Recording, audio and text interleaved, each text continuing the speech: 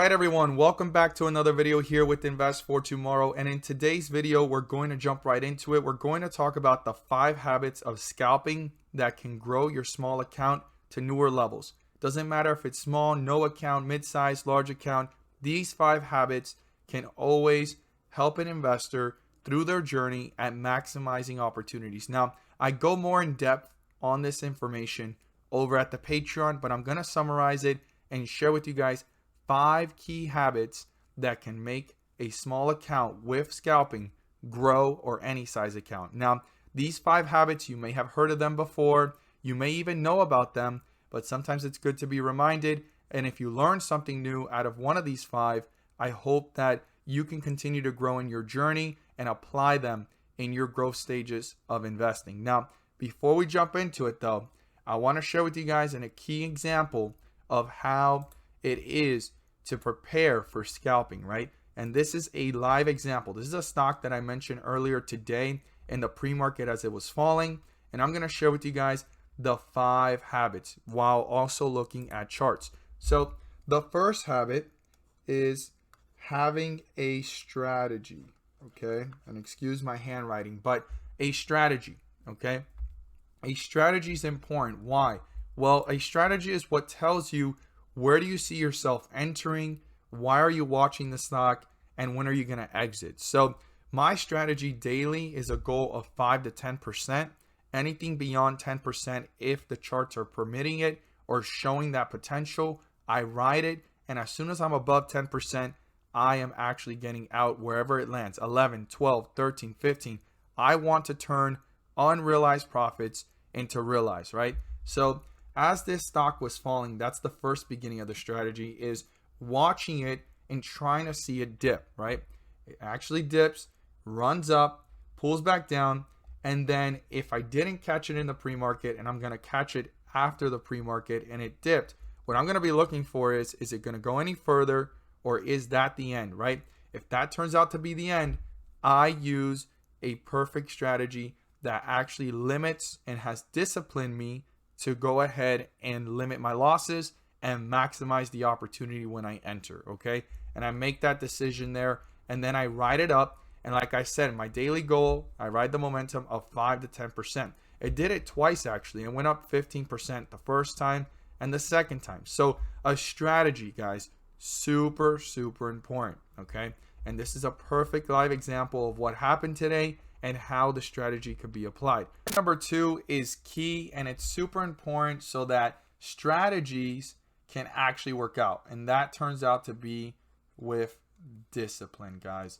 Discipline is super important to be able to make it to newer levels and newer heights, right? And why is that important? Well, discipline is what's going to help you understand when you're FOMOing, when you're chasing. Also, being able to control one's emotions and understanding, like, one thing that's super important is when a stock is going up, you had a strategy, right? Your entry, your exit. Sometimes you see your goal hit. It's happened to me as an investor before. My goal is 5 to 10%. I wait for that 15 and it touches it. And all of a sudden, in less than a few seconds, it's under 10. Now I'm getting greedy. I want my 10. I want that 15 because I just saw it. And then the stock continues to pull downwards just like it did right here. And it pulled back pretty fast. And everything of that entry was lost in just 5 minutes, guys. And that's where discipline is so important. And then also having stop losses, limit orders to go ahead and control the losses and all of that, maximizing opportunity and minimizing losses, as I always say. So discipline is key and super important to keep in mind. And it takes more practice to discipline yourself on the field than just looking at a chart and trying to think of discipline yourself. Like, you need to be out there trading to learn more about discipline. That's the only way to learn it, through experience, through the ups and through the downs. Now, habit number 3 is important just as well. And it's all about what I just said with the strategy and discipline. And it has to do with practice, right? Taking the right trade, guys. And this is probably one of the most important things, right, to go ahead and process. Practice taking the right trade. And I think a lot of investors don't want to practice that. You just want to see a stock go up and you think that stocks only go up, and then you see all this hype and hold and hold and hold. And practicing to get the right trade is more than just waiting for a stock to go up.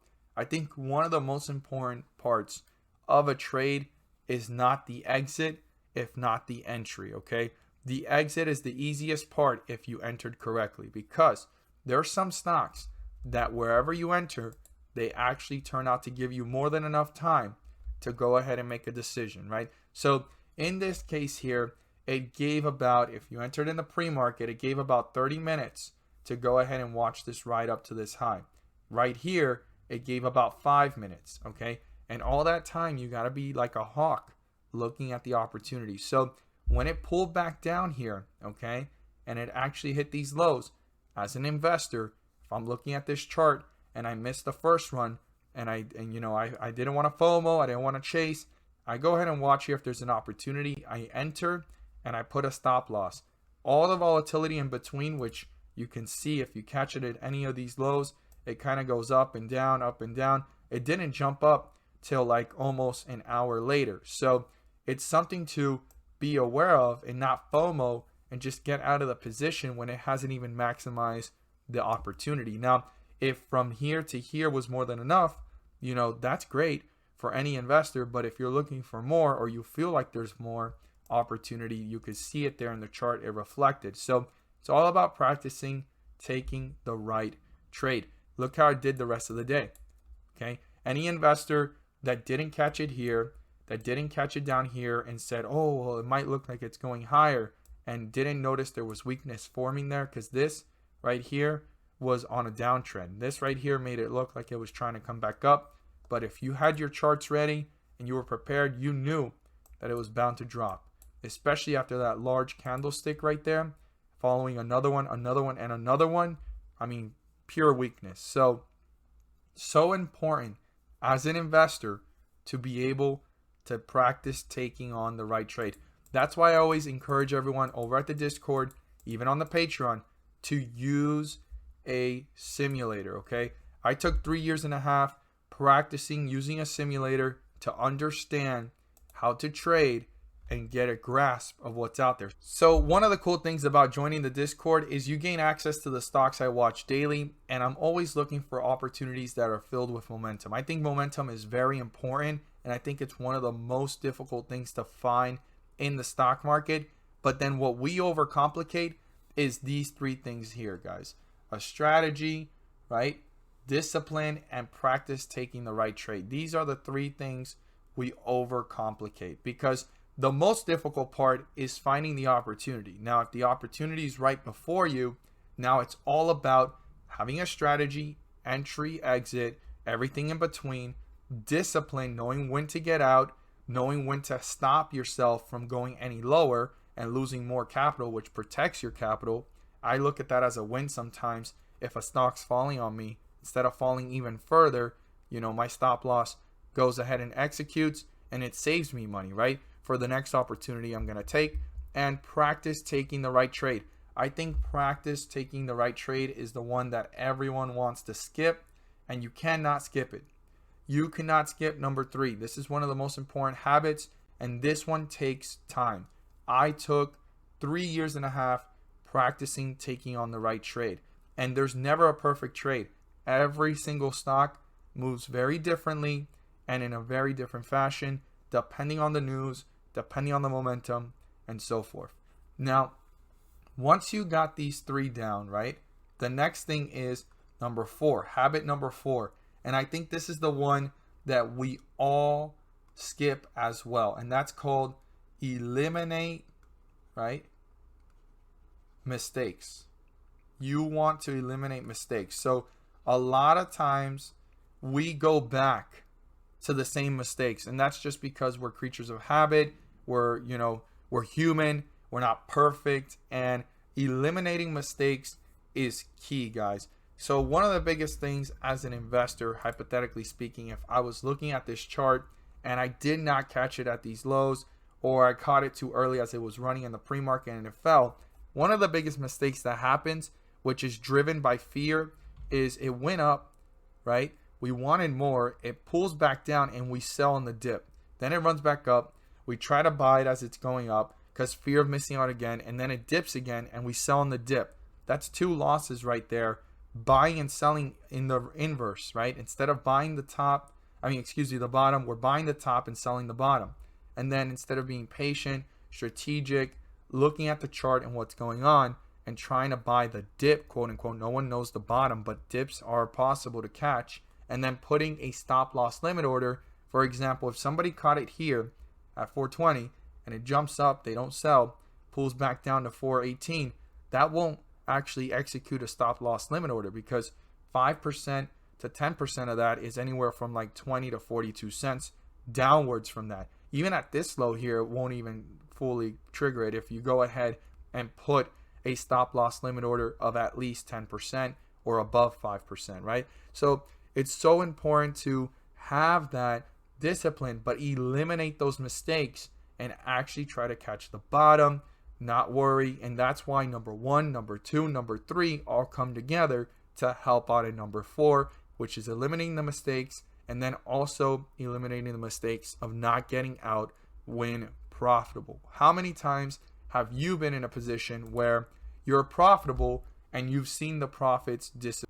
Because most of the time greed kicks in and the stock does go up and then it pulls right back down just as fast. So I look forward to seeing your thoughts down below on that one. But let's talk about number 5. And habit number 5 is not a habit that you can apply, I would say, to the charts or even to trading overall. You can actually apply this question to anything, but we're going to specifically attach it to trading.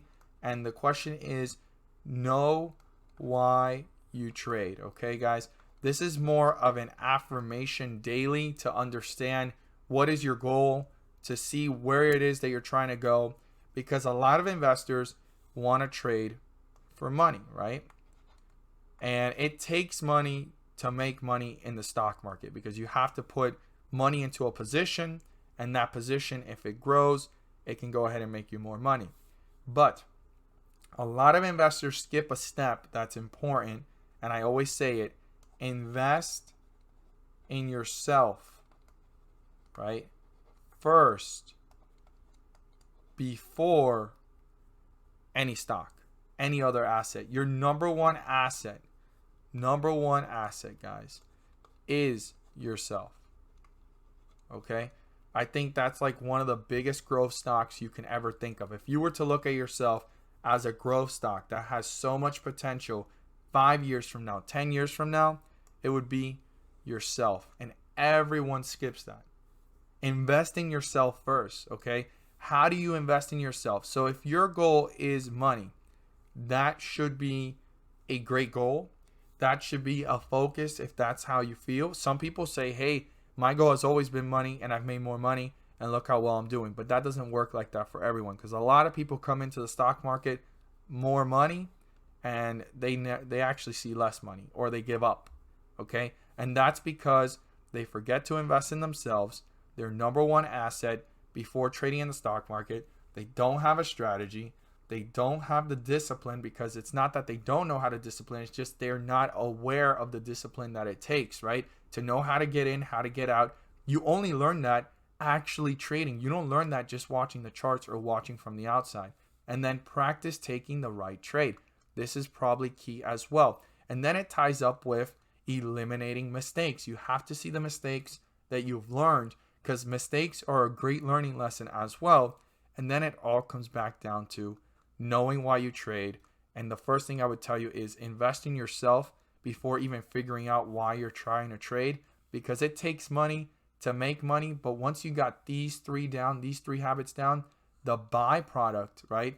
The effect of trading, okay, is more money if you actually go ahead and stay consistent and actually do these 3 things, okay? Create a strategy, have the discipline of the entry, the exit, and practice taking the right trade. The right trade is not FOMOing, not chasing, not, staying in it too long. You got to know how long the party is, how to get there early, and how to even leave early sometimes. If you've ever been to a concert and right before the concert's over, a lot of people start to leave so they're not stuck in traffic, right? That's the same thing with stocks. You got to know when to leave the party early and then also know how to get there early as well. So leave early, enter early. And it's very easy to say, but it's so important. And you want to know why you trade, and your goal should be, even bigger than just money. It could be freedom, it could be retirement, it can be a life goal of a home, a car, whatever it is. And if not, maybe a career. And money is a byproduct itself once you have a strategy, discipline, and practice taking the right trade, guys. So the effect of trading efficiently is more money. And instead of investing in stocks first, invest in yourself first. Okay. And there's many ways to invest in yourself. One of the best ways is becoming part of a great community where investors are learning and growing, getting more insight on videos that are more in detail on how to look at charts, how to react. I talk about that over at the Discord and Patreon. I make a video series. It's called the Stock Market and Emotional Intelligence series, as well as the Invest for Tomorrow strategies. That's down there in the tier levels, and also knowing where to look. And we do that every single day. It's an intelligent, smart community filled with investors all looking to learn and grow together. And if that's something you want to become part of, the link is down below in the description to the Discord. And if that's not the route you want to take, there's many and plenty of other routes out there to go ahead and learn. I'm inviting you because if you watch the video this long, I would love to have you join us over at the community. But if this is not the community for you, that's fine. I know there's going to be a place for you, but invest in yourself first. And remember these 5 habits. It's going to take you to newer levels, and it'll make you see things from a whole new perspective. Thank you guys so much for watching, and let's make some money.